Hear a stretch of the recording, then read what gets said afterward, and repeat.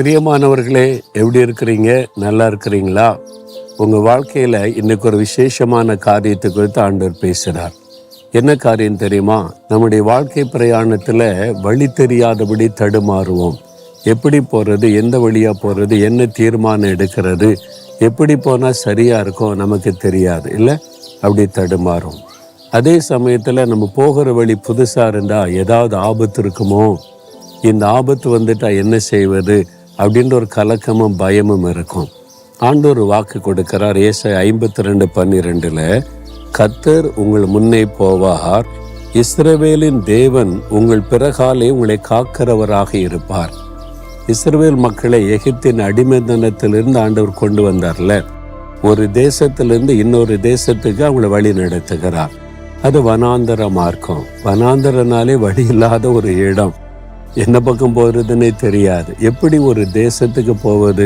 அதுவும் சுமார் 30 லட்சத்துக்கு அதிகமான மக்கள், குடும்பம், சிறு பிள்ளைகள், வாலிபர்கள், கை குழந்தை எல்லாத்தையும் வைத்து கொண்டு. அப்போ ஆண்டவர் பாருங்க, அவர்களுக்கு வழி காட்டும்படி முன்னே போனாராம்.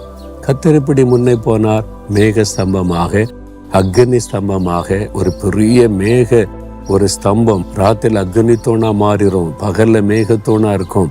அப்படியே அது போக போக போக அதுக்கு பின்னாலே போவாங்க.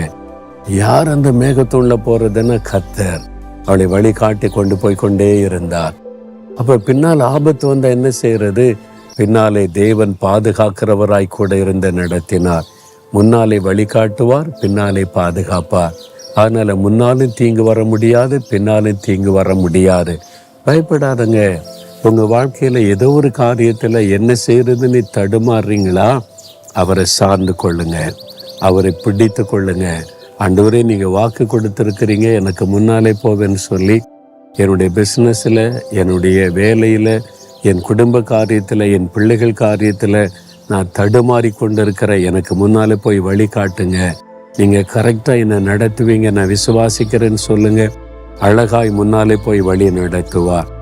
பின்னால் எனக்கு ஆபத்தெல்லாம் வருமே அப்படின்னா நான் பாதுகாத்து கொள்ள நீங்கள் போங்கன்னு சொல்லுகிறார். எவ்வளோ அற்புதமான ஆண்டவர் இல்லை? முன்னாலே வழி காட்டுகிறார், பின்னாலே பாதுகாக்கிறார். அதுதான் ஆண்டவர். நீங்கள் இந்த மேய்ப்பர்களை பார்த்துருக்கிறீங்களா? ஆடு மேய்க்கிற ஆட்களை, மேய்ப்பர்களை பார்த்தீங்கன்னா இஸ்ரவேல் தேசத்தில் 2 மேய்ப்பன் இருப்பான் ஒரு மந்தைக்கு. ஒரு மேய்ப்பன் முன்னால் நடந்து போவான். அவன் கையில் கோல் இருக்கும். கோல் அது இலை தலைகளை பறித்து போட்டு அதுக்கு உணவளிப்பதற்கு. அந்த மேய்ப்பன் முன்னாலே போக போக அவன் பின்னாலே இந்த ஆடுகள் போகும். இன்னைக்கு எங்கே போகிறது, எங்கே நமக்கு ஆகாரம் கிடைக்கும், எங்கே தண்ணி கிடைக்கும், ஒன்றும் கவலைப்படாது. மேய்ப்பன் முன்னாலே போகிறான். பின்னால் ஒரு ஓநாய் வந்துட்டா, ஒரு சிங்கம் வந்துட்டா என்ன பண்ணுறது? பின்னால் ஒரு மேய்ப்பன் கையில் தடியோட கூட பாதுகாத்து கொண்டே வருவான். ஓநாயோ மிருகங்களை உள்ள நுழைஞ்சினா அந்த தடியை வைத்து அடித்து இந்த மந்தையை பாதுகாத்து நடத்துவான்.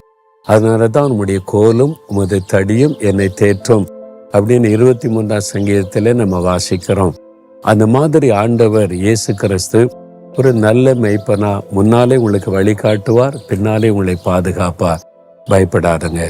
இன்றைக்கு அவரை சார்ந்து கொள்ளுங்க. ஆண்டவரே, எனக்கு முன்னால் நடக்கிறதற்காய் ஸ்தோத்திரம், பின்னால் என்னை பாதுகாத்து வழி நடத்துகிறக்காய் ஸ்தோத்திரம். நீ துதிங்க, காரியங்கள் அற்புதமாய் நடப்பதை பார்ப்பீங்க. இயேசுவே, நீர் எவ்வளவு நல்ல தேவன். எனக்கு முன்னால் நீர் நடக்கிறீர், ஆகவே நான் பயப்பட மாட்டேன். எனக்கு பின்னாலே பாதுகாப்பாக இருக்கிறேன், நான் கலங்க மாட்டேன். என்னை சரியாய் நடத்தி பாதுகாப்பாய் நடத்தி கொண்டு போய் சேர்க்கிறீர். உமக்கு கோடி கோடி ஸ்தோத்திரம். இயேசுவின் நாமத்தில் ஆமேன், ஆமேன்.